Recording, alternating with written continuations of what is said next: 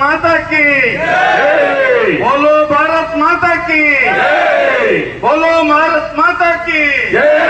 महात्मा ಗಾಂಧೀಜಿಯವರಿಗೆ, महात्मा ಗಾಂಧೀಜಿಯವರಿಗೆ, doctor Ambedkar ಅವರಿಗೆ, doctor Ambedkar ಅವರಿಗೆ, ರಾಹುಲ್ ಗಾಂಧಿ ಅವರಿಗೆ, ಮಲ್ಲಿಕಾರ್ಜುನ ಖರ್ಗೆ ಅವರಿಗೆ, बोलो भारत माता की, बोलो भारत माता की।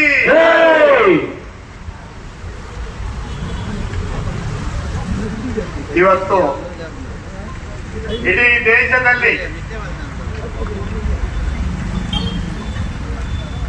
ಬಿಜೆಪಿ ಭ್ರಷ್ಟ ಸರ್ಕಾರ ಅನೇಕ ಹಗರಣಗಳನ್ನು ಮಾಡಿಕೊಂಡು ಬಂದು ಇವತ್ತು ವಿದ್ಯಾರ್ಥಿಗಳ ಏನು ನೀಟ್ ಆಕ್ರಮವನ್ನು ಮಾಡಿಕೊಂಡು ಪ್ರಶ್ನೆ ಪತ್ರಿಕೆಯನ್ನು ಸೋರಿಕೆ ಮಾಡಿ ಪ್ರತಿ ವರ್ಷ ಮಕ್ಕಳ ಭವಿಷ್ಯಕ್ಕೆ ಕೊಳ್ಳಿಡತಕ್ಕಂತಹ ಒಂದು ಬಿಜೆಪಿ ಸರ್ಕಾರ ಇವತ್ತು ಸಾವಿರಾರು ಲಕ್ಷಾಂತರ ವಿದ್ಯಾರ್ಥಿಗಳ ಬದುಕನ್ನೇ ನಾಶ ಮಾಡುವಂತಹ, ವಿದ್ಯಾರ್ಥಿಗಳ ಬದುಕಿನ ಹಕ್ಕನ್ನೇ ನಾಶ ಮಾಡುವಂತಹ ಒಂದು ಬಿಜೆಪಿ ಸರ್ಕಾರ ಇವತ್ತು ನೀಟ್ ಹಗರಣದಂತಹ ಒಂದು ದೊಡ್ಡ ಹಗರಣದಲ್ಲಿ ಇವತ್ತು ಪಾಲ್ಗೊಂಡು ಸುಮಾರು ದಿನಗಳಿಂದ ವಿದ್ಯಾರ್ಥಿಗಳ ಏನು 21 ವಿದ್ಯಾರ್ಥಿಗಳು ಮರಣಗೊಂಡರೂ ಸಹ ಆತ್ಮಹತ್ಯೆಯಿಂದ ಈ ಒಂದು ಪ್ರಮಾದವನ್ನು ನೋಡಿಯೂ ಸಹ ಸನ್ಮಾನ್ಯ ಪ್ರಧಾನಿಯವರು ಯಾವುದೇ ತುಟಿ ಬಿಟ್ಟುಕನ್ನದೆ ನಿನ್ನೆ ಮೊನ್ನೆ ಮಧ್ಯರಾತ್ರಿಯಲ್ಲಿ ಅವರು ಮಧ್ಯರಾತ್ರಿಯ ಸಂದೇಶವನ್ನು ಕೊಡ್ತಾರೆ. ಮಾನ್ಯ ಪ್ರಧಾನಿಗಳೇ, ನಿಮಗೆ RSSನವರು ನಿಮ್ಮನ್ನು ಭಯೋತ್ಪಾದಕರಂತೆ ಒತ್ತಡದಲ್ಲಿ ಹಾಕಿ ತಮ್ಮನ್ನು ಮಧ್ಯರಾತ್ರಿಯಲ್ಲಿ ಹೇಳಿಕೆ ಕೊಡಲಿಕ್ಕೆ ಸ್ವಂತ ಸೆಲ್ಫಿ ಮೂಲಕ ಇವತ್ತು ಮಕ್ಕಳ ಭವಿಷ್ಯಕ್ಕೆ ಮಾರಕವಾಗುವಂತಹ ರೀತಿಯಲ್ಲಿ ನಡೆದುಕೊಳ್ಳುವಂತೆ RSSನವರ ನಿರ್ದೇಶನದಂತೆ ಮಧ್ಯರಾತ್ರಿಯಲ್ಲಿ ತಾವು ಅನೇಕ ಘೋಷಣೆಗಳನ್ನು ಮಾಡಿದಿರಲ್ಲ, ಅದು RSSನವರ ಇಂಗಿತವೇ ಎನ್ನುವುದನ್ನು ತಾವು ಈ ದೇಶಕ್ಕೆ ತಿಳಿಸಬೇಕಾಗ್ತದೆ. ಬಹುಶಃ ಇವತ್ತು ಸಂವಿಧಾನದ ಪರಿಕಲ್ಪನೆಯಲ್ಲಿ ಪ್ರಜಾಪ್ರಭುತ್ವದ ದೇಗುಲವಾದಂತಹ ಸಂಸತ್ ಇವತ್ತು ನಡೆಯುತ್ತಿದೆ. ಆ ಸಂಸತ್ತಿನಲ್ಲಿ ಹೋಗಿ ತಾವು ನಮ್ಮ ಮಕ್ಕಳಿಗೆ ಕೊಟ್ಟಂತಹ ಏನು ಭರವಸೆ ಇದೆ ಅದನ್ನು ಅನುಷ್ಠಾನ ಮಾಡಿ, ಮಾನ್ಯ ಶಿಕ್ಷಣ ಸಚಿವರಾದಂತಹ ಒಬ್ಬ ಭ್ರಷ್ಟ ಶಿಕ್ಷಣ ಸಚಿವರು 150 ಬಾರಿ ಇವರ ಅಧಿಕಾರದ ಅವಧಿಯಲ್ಲಿ ಪ್ರಶ್ನೆ ಪತ್ರಿಕೆಗಳನ್ನು ತೋರಿಸಿಕೊಂಡು ಅಧಿಕಾರದ ದುರುಪಯೋಗವನ್ನು ಮಾಡಿಕೊಂಡು ಬಂದಂತ ಧರ್ಮೇಂದ್ರ ಪ್ರಧಾನ್ ರವರೇ ರಾಜೀನಾಮೆ ಕೊಡ್ಲಿಕ್ಕೆ ಹೇಳಿ ಅಥವಾ ಅಷ್ಟು ತಾಕತ್ತಿಲ್ಲದ ಒಬ್ಬ ಭ್ರಷ್ಟ ಪ್ರಧಾನಿಯಾಗಿ ತಾವು ಇನ್ನೂ ಸಹ ಯಾಕೆ ಮಂತ್ರಿಮಂಡಲವನ್ನು ಇಟ್ಟುಕೊಂಡು ದೇಶವನ್ನು ಮುನ್ನಡೆಸ್ತಾ ಇದ್ದೀರಿ? ತಾವು ಪ್ರಧಾನರನ್ನು ರಾಜೀನಾಮೆ ಕೊಡದಿದ್ರೆ ತಾವು ಒಟ್ಟಾಗಿ ರಾಜೀನಾಮೆ ಕೊಡಿ. ಈ ಭ್ರಷ್ಟ ಸರ್ಕಾರ ಹೊರಗೆ ಹೋಗಲಿ. ಯಾವಾಗ ಬ್ರಿಟಿಷ್ ಸರ್ಕಾರದ ವಿರುದ್ಧ ಕಾಂಗ್ರೆಸ್ ಕಾಳೆ ಊದಿತು, ಕ್ವಿಟ್ ಇಂಡಿಯಾ ಚಳವಳಿಯ ಮೂಲಕ ಬ್ರಿಟಿಷರೇ ಭಾರತ ಬಿಟ್ಟು ತೊಲಗಿ ಎಂದು, ಅದೇ ರೀತಿ ಇವತ್ತು ಬಿಜೆಪಿಯವರೇ ಭಾರತ ಬಿಟ್ಟು ತೊಲಗಿ, ಬಿಜೆಪಿಯವರೇ ಭಾರತ ಬಿಟ್ಟು ತೊಲಗಿ. ಬಹುಶಃ ಇವತ್ತು ಅದಾನಿ ಅಂಬಾನಿಯವರು ಹೊರದೇಶದಲ್ಲಿ ಅಮೆರಿಕದಲ್ಲಿ ವ್ಯವಹಾರ ಮಾಡ್ತಾ ಇದ್ದಾರೆ. ಬಹುಶಃ ಪ್ರಧಾನಿಯವರು ಸಹ ಕೆಲವೇ ದಿನಗಳಲ್ಲಿ ಈ ದೇಶ ಬಿಟ್ಟು ಹೋಗುವಂತ ಪರಿಸ್ಥಿತಿ ನಿರ್ಮಾಣ ಆಗಬಹುದು. ಅದಕ್ಕಾಗಿ ಈ ದೇಶದ ಯುವ ಜನರ ಭವಿಷ್ಯಕ್ಕಾಗಿ ಕೊಳ್ಳಿ ಇಡುವಂತಹ ಕೆಲಸವನ್ನು ಮಾಡದಿರಿ ಎನ್ನತಕ್ಕಂತ ಈ ಒಂದು ಸಂದೇಶವನ್ನು ನಮ್ಮ ಇಡೀ ದೇಶದ ಕಾಂಗ್ರೆಸ್ಸಿಗರು ಹಾಗೆ ನಮ್ಮ ಯುವ ಸಮುದಾಯ, ವಿದ್ಯಾರ್ಥಿ ಸಮುದಾಯ ಇವತ್ತು ಎದ್ದಿದೆ, ಇವತ್ತು ಆಕ್ರೋಶಗೊಂಡಿದೆ, ಜಾಗೃತೆಯಾಗಿದೆ ದೇಶ. ಇವತ್ತು 1-2 ಅನ್ಯಾಯಗಳು, ಅನಾಚಾರಗಳು ದೇಶದಲ್ಲಿ ನಡೆಯುತ್ತಿರುವಂತಹ ಈ ಅನಾಚಾರಗಳು ನಿಲ್ಲಿಸಬೇಕು. ಇವತ್ತು ಎಲ್ಲ ಸಂವಿಧಾನಿಕ ಸಂಸ್ಥೆಗಳನ್ನು ಲೂಟಿ ಮಾಡಿರುವಂತಹ ಪ್ರಧಾನಿಯವರೇ ತಾವು ರಾಜೀನಾಮೆ ಕೊಡಿ.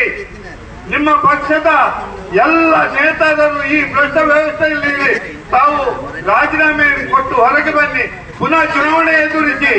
ಆ ಒಂದು ನಿಟ್ಟಿನಲ್ಲಿ ಇವತ್ತು ರಾಹುಲ್ ಗಾಂಧಿ ಅವರು ಏನು ಸಂಸತ್ತಿನಲ್ಲಿ ಪ್ರಧಾನಿಯವರ ಮನೆ ಎದುರುಗಡೆ ಹೋರಾಟ ಮಾಡಿದಂತಹ ಒಂದು ಹೋರಾಟ ಇವತ್ತು ಬಹುಶಃ ದೇಶಕ್ಕೆ ಸ್ವತಂತ್ರ ಹೋರಾಟವನ್ನು ನೆನಪಿಸುವಂತ ಒಂದು ಶಕ್ತಿ ಈ ಹೋರಾಟಕ್ಕೆ ಇದೆ.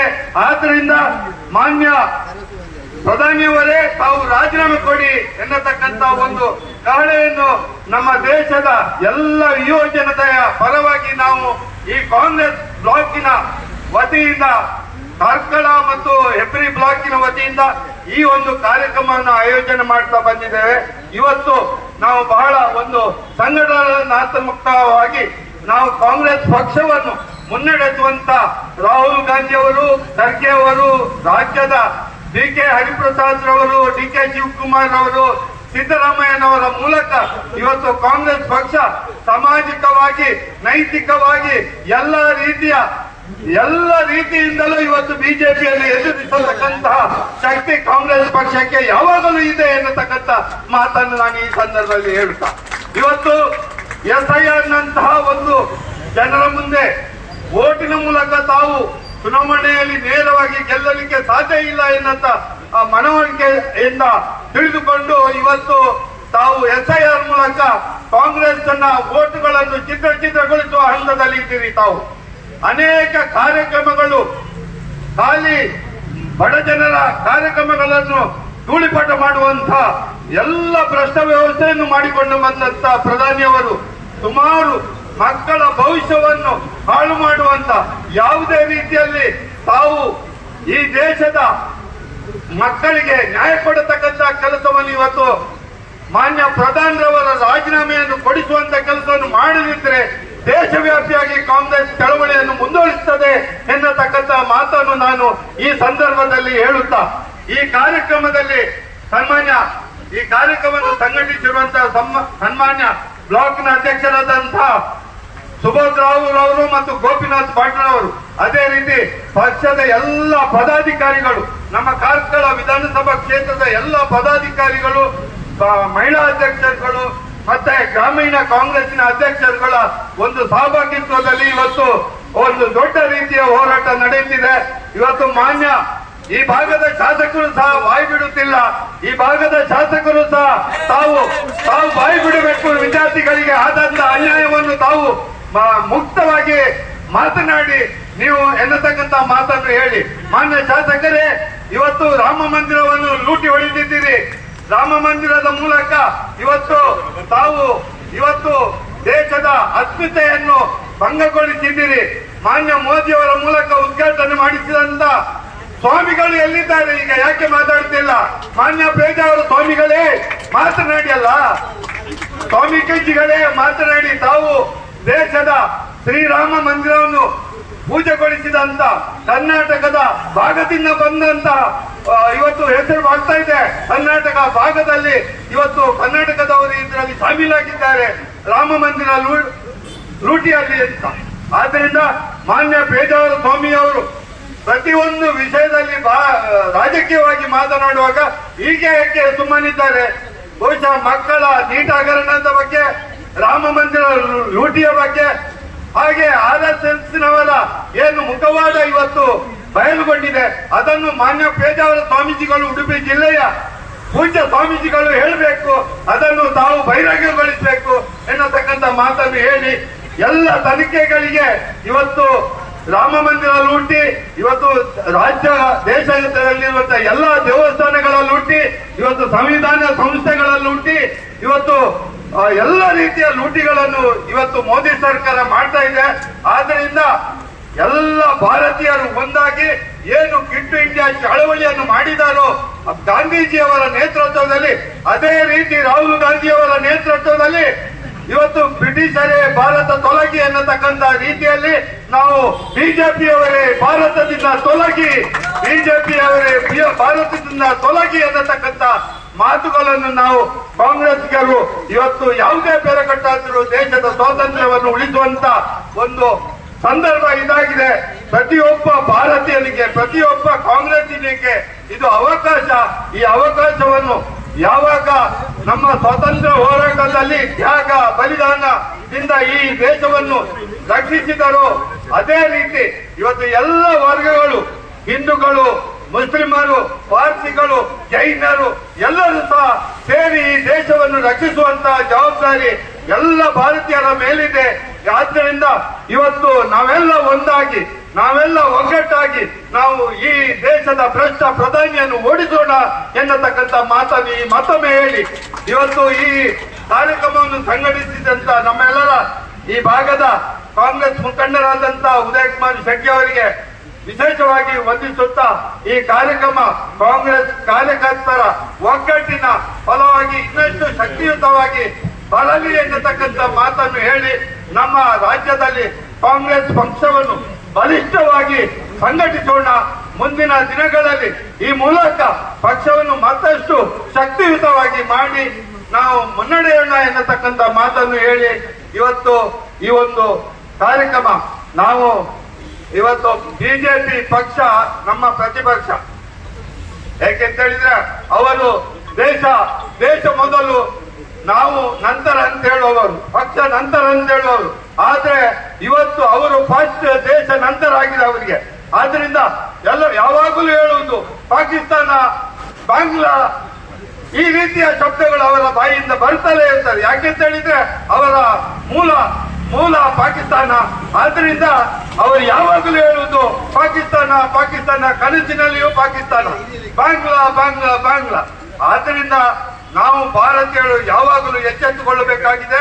ಈ ಸಂಸ್ಕೃತಿಯ ಏನು ಭ್ರಷ್ಟ ಸಂಸ್ಕೃತಿಯನ್ನು ನಾವು ಕಾಂಗ್ರೆಸ್ಸಿಗರು ಎಚ್ಚರದಿಂದ ಇದ್ದಾಗ, ಒಂದು ಪ್ರತಿಪಕ್ಷವಾಗಿ ಇದ್ದಾಗ ಖಂಡಿತ ಅವರ ಭ್ರಷ್ಟ ವ್ಯವಸ್ಥೆ, ಭ್ರಷ್ಟ ಕೋಟೆ ಗುಡಿಗುಟ್ಟುತ್ತದೆ. ಅದನ್ನು ನಾವು ಕಾಂಗ್ರೆಸ್ಸಿಗರು ಒಟ್ಟಾಗಿ ಹೋರಾಟ ಕೊಡೋಣ.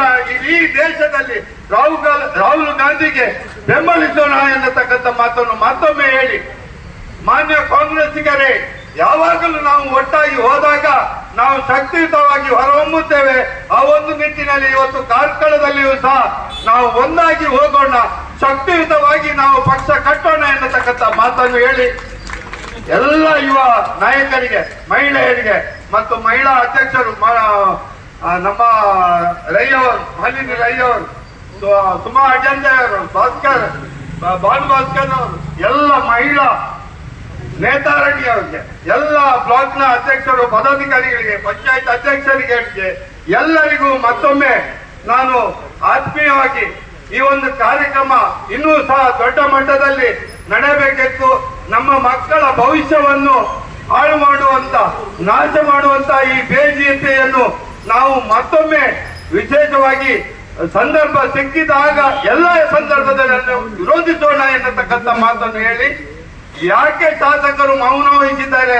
ಅವರು ಕಂಬಳದ ಬಗ್ಗೆ ಮಾತಾಡ್ತಾರೆ, ಕೋಳಿ ಅಂಕದ ಬಗ್ಗೆ ಮಾತಾಡ್ತಾರೆ, ಇದಕ್ಕೆ ಯಾಕೆ ಮಾತಾಡುವುದಿಲ್ಲ ಎನ್ನುವುದನ್ನು ತಾವು ಸ್ಪಷ್ಟಪಡಿಸಬೇಕು ಎನ್ನತಕ್ಕಂಥ ಮಾತನ್ನು ಹೇಳಿ, ಮಾನ್ಯ ಶಾಸಕರಿಗೂ ಹಾಗೆ ಮಾನ್ಯ ವಿರೋಧ ಪಕ್ಷದ ನಾಯಕರಾದಂತ ಅಶೋಕ್ರವರಿಗೂ ಹಾಗೆ ಏನು ಬಾಯಿಗೆ ಬಂದಂತೆ ಮಾತನಾಡುವಂತ ಏನು ವಿರೋಧ ಪಕ್ಷದ ನಾಯಕರಿಗೂ ಸಹ ನಾವು ಕಾರ್ಕಳದಿಂದ ಇದೇ ಮೆಸೇಜ್ ಅನ್ನು ಕಳಿಸಬೇಕು. ಅವರು ಹುದ್ದೆಯಲ್ಲಿ ಇರಲಿಕ್ಕೆ ನಾಲಾಯಕು ಎನ್ನತಕ್ಕಂಥ ಮಾತನ್ನು ಹೇಳಿ, ಈ ಸಂಘಟಿಸಿದ ಎಲ್ಲರಿಗೂ ಮತ್ತೊಮ್ಮೆ ವಂದಿಸುತ್ತಾ ನನ್ನ ಮಾತನ್ನು ಮುಗಿಸ್ತೇನೆ. ಜೈ ಹಿಂದ್, ಜೈ ಕರ್ನಾಟಕ.